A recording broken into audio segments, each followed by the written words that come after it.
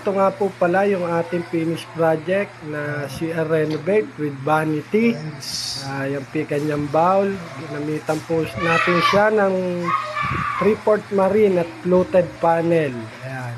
Tapos quartz po yung patungan ng ating laboratory. Yung harap naman po ng mga drawer, binalutan lang po natin ng vinyl. Ayan, para magmukhang wood look. Stainless handle. Maraming salamat po. Thank you.